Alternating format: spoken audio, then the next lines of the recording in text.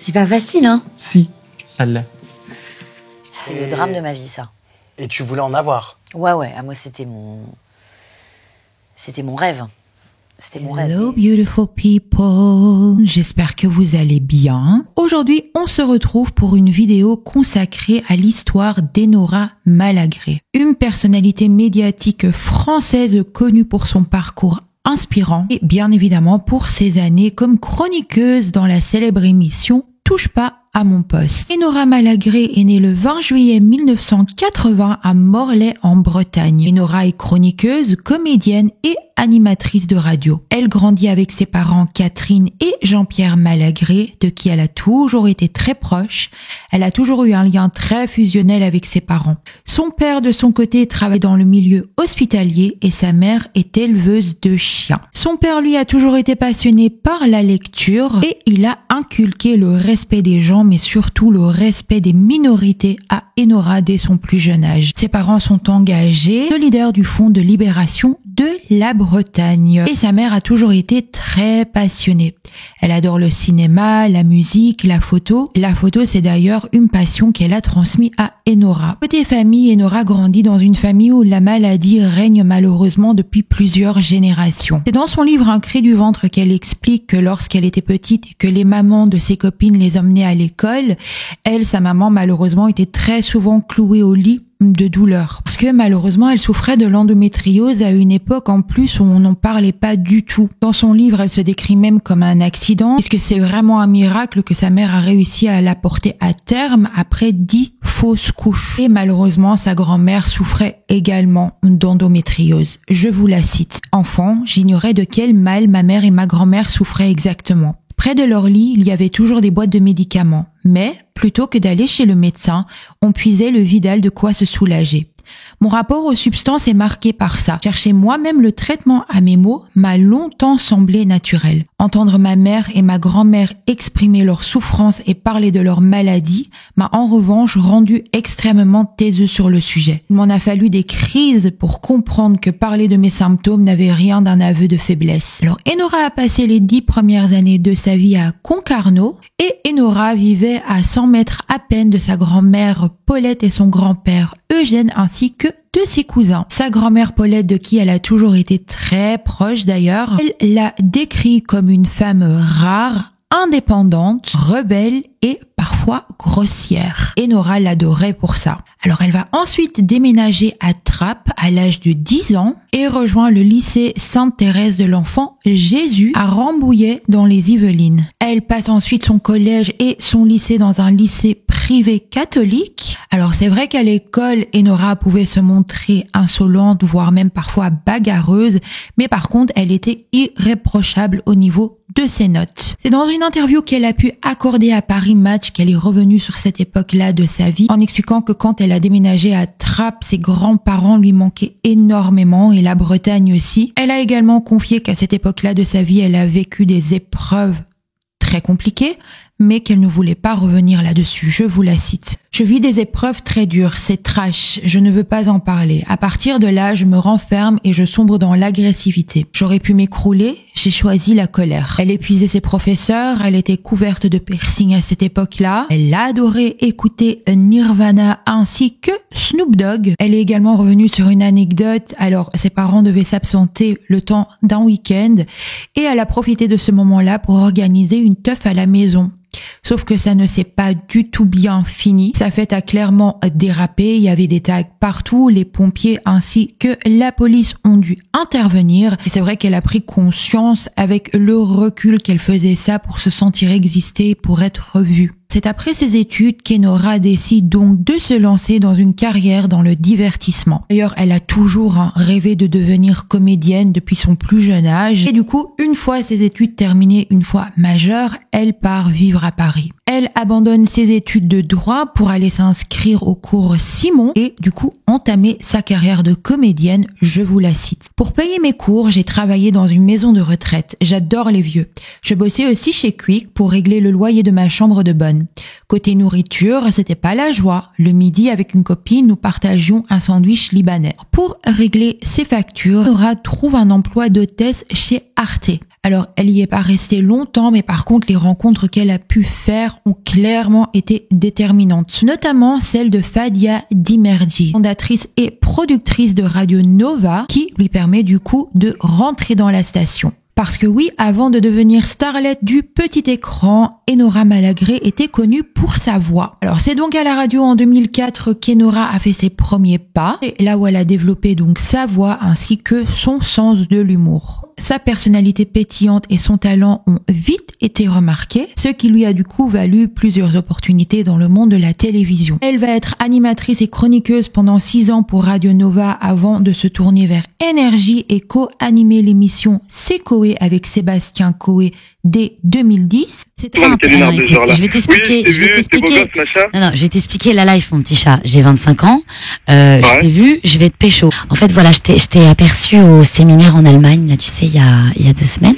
C'est 1 an plus tard qu'elle quitte Énergie pour Virgin Radio et co-anime la matinale avec Cyril Hanouna dans Hanouna le matin. Enora Malagré a ensuite fait ses débuts à la télévision en tant que chroniqueuse dans Touche pas à mon poste. Sa présence à l'écran et son franc-parler ont immédiatement séduit les téléspectateurs, faisant d'elle l'une des personnalités les plus appréciées du petit écran. En parallèle de Touche pas à mon poste, elle est également chroniqueuse dans le bureau des plaintes sur France 2. Et elle anime Et toi, est-ce que tu buzzes? La télévision lors du transfert de Touche pas à mon poste, et à ce moment-là, Enora est même présente tous les jours durant les premiers mois. En décembre 2012, elle co-anime avec Cyril Hanouna et Virgin Radio Fan en direct sur Virgin Radio. En 2013, elle commence à s'émanciper du rôle de chroniqueuse.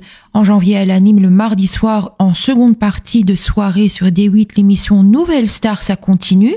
Entre juin et novembre 2013, elle fait partie de la bande de l'émission radiophonique à succès On va se gêner de Laurent Ruquier sur Europe 1.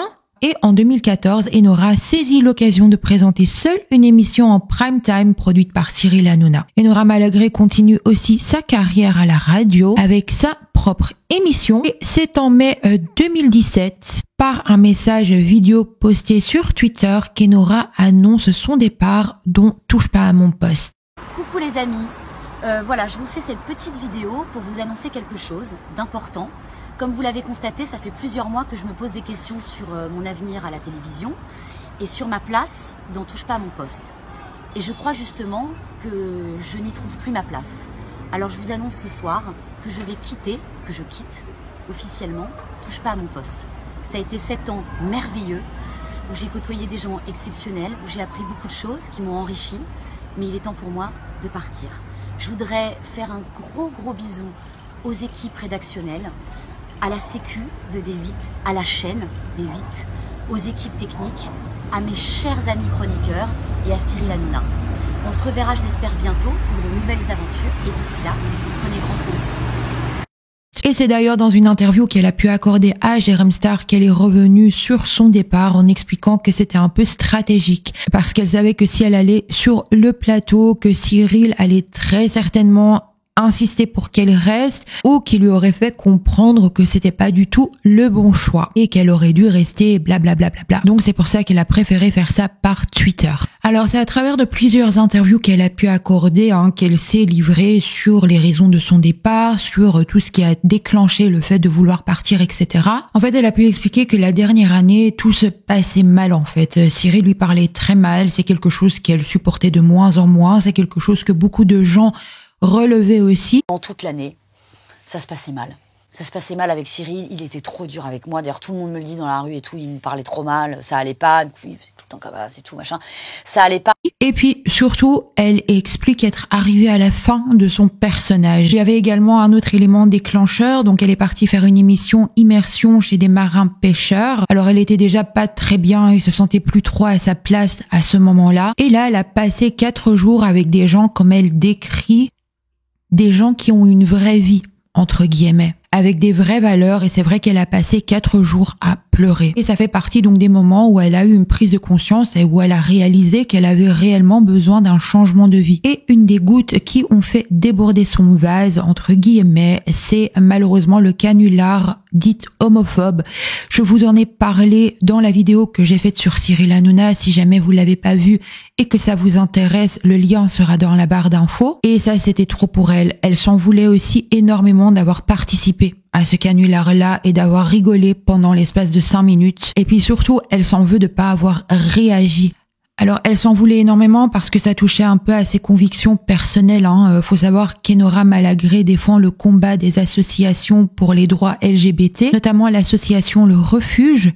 Et c'est quelque chose qui lui tient énormément à cœur et du coup pour elle c'était le moment de partir. Alors c'est après son départ de Touche pas à mon poste dans une interview qu'elle a pu accorder à Nouvelle OBS, au Nouvel Obs, qu'elle a affirmé avoir adoré son temps passé au sein donc de l'émission, mais elle avait quand même quelques reproches à adresser à Cyril Hanouna, je vous la cite. À nous les chroniqueurs, il faisait bien sentir, parfois avec une pointe de mépris, qu'il était le producteur et nous de simples employés. Quand tu produiras, on te demandera ton avis. Des trucs de ce genre hors antenne. Les derniers temps, j'y allais la boule au ventre. Pendant l'émission, il a été trop sévère avec moi. Il me coupait tout le temps la parole, souvent d'un simple geste. C'est dans une interview qu'elle a pu accorder à Jérém Star qu'elle s'est confiée sur l'après Touche pas à mon poste en révélant qu'elle a vraiment sombré dans une dépression après son départ pendant 4 mois. Elle se sentait perdue en fait parce que elle a expliqué que quand on existe pendant 7 ans médiatiquement parlant, que d'un coup il y a plus rien façon de parler, c'est vrai que pour elle c'était assez compliqué à vivre. Le téléphone qui ne sonnait plus,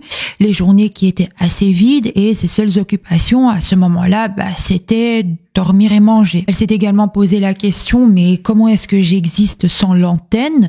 Ce que je peux comprendre, quand on fait partie d'une émission comme ça pendant 7 ans non-stop, je me doute que les répercussions, une fois que tout s'arrête, ça doit pas être simple. Et donc elle explique qu'à ce moment-là, elle a commencé à augmenter ses séances chez le psy et qu'elle a commencé petit à petit à aller de mieux en mieux. Alors revenons un instant sur sa carrière. Donc côté carrière, c'est à partir du 22 mars 2018 qu'elle a fait son retour en animant un talk show en 3D intitulé Les Avatars. Le 23 avril 2018, elle lance un nouveau site féminin, le Woman Trend Family. En 2018, Gérard Louvain annonce qu'Enora Malagré montera sur scène à l'automne 2018 au théâtre d'Onou. Le 3 octobre 2018 à février 2019, Enora Malagré joue dans La Dame de chez Maxime au théâtre du Gymnase à Paris. À partir du 20 octobre 2018, elle est chroniqueuse dans l'émission culturelle Bon Baiser d'Europe de Stéphane Bern diffusée sur France 2. À partir du 26 septembre 2019, elle est chroniqueuse dans l'émission De quoi je me mêle sur C8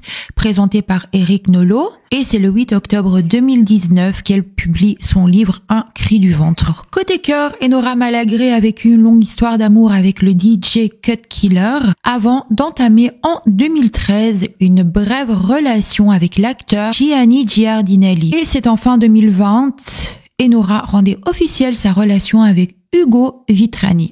Et c'est le 28 mai 2023 qu'Enora va annoncer une bonne nouvelle sur son compte Instagram. C'est fiançailles avec Ugo Vitrani. Avec la légende, j'ai dit 3 fois oui. Alors là, on va revenir sur l'endométriose. Alors, si vous connaissez un petit peu Enora, vous le savez, elle en parle très régulièrement à travers différents médias, puisque malheureusement, Enora souffre d'endométriose. Qui, en fait, c'est des nodules ou des kystes à l'intérieur de l'utérus. Et qui peuvent éclater ou pas, mais donc qui empêchent l'utérus de bien fonctionner, qui provoquent des règles très abondantes et très douloureuses, et qui peuvent aussi à terme impacter malheureusement sur la fertilité. Et donc en février 2017, lors d'un prime donc de Touche pas à mon poste, qu'elle dit la vérité pour la première fois par rapport à l'endométriose et d'en souffrir. Et c'est à partir de ce même moment qu'elle a commencé à en faire entre guillemets, son combat. C'est donc sur le plateau une internaute qui lui a posé une question intime et encore une fois, la preuve que c'est une question à ne pas poser à une femme. Donc l'internaute lui pose la question: à quand un enfant? Et c'est là que Enora décide de répondre sans filtre, je vous la cite. Je n'ai pas d'enfant parce que cette maladie m'en empêche. Pour moi, c'est compliqué. Et comme elle l'explique dans son livre, lors de cette séquence, elle ne voulait pas vraiment s'étendre sur le sujet. Mais cette séquence, c'est tout son combat qui s'est mis à vibrer. Elle a d'ailleurs parlé de ce moment bien précis dans son livre Un cri du ventre, je vous la cite. Mon combat au quotidien, ou presque, contre les crises qui me labourent le ventre à cause de mes hormones en folie. Mon combat pour toutes celles qui n'osent pas, qui ne savent pas, qui souffrent dans la honte. Je rêve que les jeunes filles consultent dès les premières douleurs, que des médecins formés les écoutent et les soulagent autrement qu'avec des antalgiques ou des traitements de cheval. J'aimerais que le corps des femmes et leurs maladies ne soient plus tabous, que nous ayons le droit d'exister sous toutes nos coutures.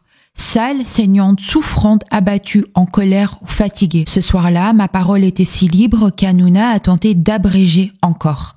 J'ai souri, puis j'ai changé de sujet, bien dans mon rôle télévisuel, quoique chamboulé par le cap que je venais de franchir. Alors, je voulais quand même vous lire un passage, je pense l'un des passages les plus poignants de son livre à mes yeux. Mes jambes ne me portent plus, alors je rampe jusqu'aux toilettes. Je suis une larve malodorante et sanguinolente. Mon ventre crie, je manque d'air, c'est loin, putain, c'est loin. Je fais une pause, nouvelle contraction. Je saigne, mon jean est trempé, je laisse une trace sur le parquet, je la regarde, je la renifle, cette odeur de sang, je n'en peux plus. Je vomis, je regarde le plafond. J'ai tellement mal que je ris. Ce soir, c'est la complète, et je crie. Je reprends ma route jusqu'aux toilettes, mes jambes me lancent, je manque d'air, je transpire, je suis trempée, une contraction, je pousse, je me vide de mon sang, c'est ça, je pousse du sang, j'accouche du sang, mon ventre rempli de rien, sans vie, du sang. Alors c'est à travers de plusieurs interviews ainsi qu'à travers de son livre qu'Enora s'est confiée en expliquant que si elle n'arrivait pas à avoir un enfant naturellement, entre guillemets, qu'elle voulait se diriger vers l'adoption. Parce que pour elle, c'est le drame de sa vie de ne pas avoir d'enfant. Et elle se réveille tous les matins en fait avec cette tristesse-là. C'est le drame de ma vie, ça. Et tu voulais en avoir? Ouais, moi c'était mon rêve.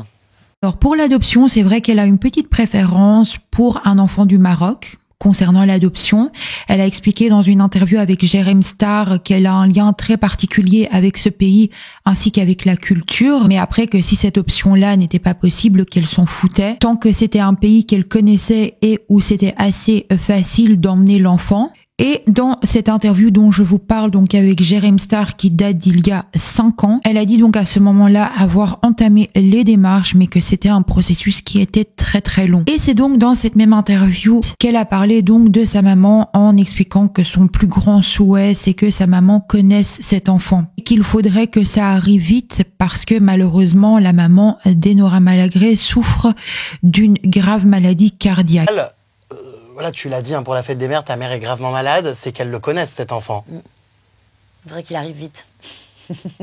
On avait d'ailleurs brièvement parlé dans Touche pas à mon poste, et c'est dans un long post publié sur Woman Trend Family. Enora s'était confiée sur le moment où sa maman s'est fait opérer, je vous la cite. J'ai failli la perdre il y a peu. Rien n'est encore gagné. Du coup, j'ai dû me faire à cette idée comme me l'ont demandé les médecins. Elle souffre beaucoup et il y a peu, les médecins ont tenté sur elle une opération de la dernière chance. Je vous épargne les détails, c'est trop perso, mais je m'en souviendrai toute ma vie de cette journée. 6 heures où ma tête se fut dressée vers les cieux pour implorer qu'on me laisse cette mère merveilleuse, cette femme unique qui m'a transmis tant de valeurs et tant de folie. 6 heures où j'ai écouté en boucle God-Fearing Man pour envoyer toute la force de la musique et la mienne à ma petite maman étendue sur la table d'opération, son cœur ouvert vers le ciel. Et puis, apparemment, le ciel m'a écouté. Il m'a fait le plus beau des cadeaux, maman s'est réveillée, difficilement, mais elle est toujours là, sourire aux lèvres, solide la bretonne. Ou encore, mon Dieu, qu'elle a dû avoir peur ma mère lorsque l'anesthésiste lui a plongé son aiguille dans le bras pour qu'elle ne s'endorme. Elle a dû penser à moi, je le sais. Elle a dû se dire que j'étais prête à vivre sans elle, rejoindrais papy et mamie et qu'ils veilleraient sur moi de là-haut. Elle a dû se dire que j'étais prête à gérer mon père qui serait dévasté. Elle a dû se dire que j'étais sur le bon chemin et que je m'en sortirais. Mais elle a tort. Rien n'est vrai. Je suis bonne à rien, prête à rien, j'ai peur, sans elle, il me serait impossible de respirer, car elle est tout pour moi. Alors tout d'abord, je trouve les mots qu'elle a pour sa maman très très touchants. Et je trouve vraiment que grâce à ses efforts inlassables, elle a réussi à faire connaître en fait l'endométriose au grand public. Enfin, au grand public, à un public plus large, façon de parler. Moi je trouve qu'Enora est un véritable exemple de force, de résilience et puis surtout de détermination. Son combat contre l'endométriose a permis de briser les tabous entourant cette maladie en fait. Et puis surtout d'ouvrir la porte vers une meilleure compréhension et prise en charge. Elle tentait continuellement de camoufler une souffrance psychologique constante avec des substances anesthésiantes. Donc elle a d'abord sombré dans l'alcoolisme, elle a commencé à beaucoup boire pour essayer d'oublier sa douleur et malheureusement elle mélangeait l'alcool au cannabis ainsi qu'aux médicaments. Je vous la cite, ces shots de rhum, des joints et des médicaments. Les démons sont à ma porte, je recommence à sombrer. Alors, elle s'est également confiée sur les outils qu'elle a mis en place pour se sortir de cette spirale-là. Augmenter la fréquence de mes séances chez le psy, faire plus d'exercices de respiration. Il faut que j'arrive à faire la part des choses entre mon endométriose et mes pulsions d'autodestruction. Qui était là le premier? On est la page sur cette période très sombre de sa vie. À l'heure d'aujourd'hui, elle veut vraiment fonder sa propre famille avec son compagnon. Et pour ça, elle a pris des bonnes résolutions. Je vous la cite. La boisson est désormais bannie de mon appartement et de mes soirées. J'ai décidé de ne plus faillir. Je ne peux plus. Cette fuite large n'est pas celle d'une femme libre. Je pense à ma mère qui, malgré ses années sanglantes, n'a pas sombré dans la dépendance pour autant. Alors ça m'étonne pas plus que ça qu'elle ait sombré dans cette spirale-là, parce que malheureusement, quand on souffre, psychologiquement parlant et physiquement parlant, on essaye malheureusement, très souvent en tout cas, de s'anesthésier le cerveau, comme elle le dit si bien, avec différents produits. Je pense vraiment que c'est l'accumulation de toutes ces souffrances qui ont malheureusement poussé Enora à ces problèmes d'addiction à une certaine période de sa vie. Alors je suis très contente de savoir qu'elle a réussi aujourd'hui à trouver des outils sains à mettre en place pour réussir à gérer ses émotions d'une manière plus saine, façon de parler. Et c'est vrai que quand on parle de problèmes d'addiction, on a souvent tendance à penser directement à la coco, à l'héro, etc. Alors qu'il faut pas du tout sous-estimer la dépendance à l'alcool, et surtout quand c'est mélangé aux médicaments, au cannabis, etc. On peut vraiment développer une dépendance qui est hardcore. Ça peut vraiment entraîner des gros problèmes d'addiction, et que ce soit avec l'alcool ou avec les médicaments comme les opioïdes, etc. Ça entraîne vraiment une dépendance physique aussi à long terme. Donc il faut vraiment pas sous-estimer la gravité. La seule différence entre ces mélanges-là et entre la coke, etc., c'est que c'est légal. Voilà. Mais quand on abuse de l'alcool, des médicaments ou peu importe, les dégâts sont les mêmes. Vraiment, les dégâts sont les mêmes. Enfin, tout ça pour dire que je suis très contente de savoir qu'elle va mieux à ce niveau-là aujourd'hui. On arrive tout doucement à la fin de cette vidéo. J'espère que cette vidéo vous aura plu. Et je sais pas vous ce que vous en pensez d'Enora, mais moi je trouve que j'aime son franc-parler. J'ai toujours aimé sa franchise.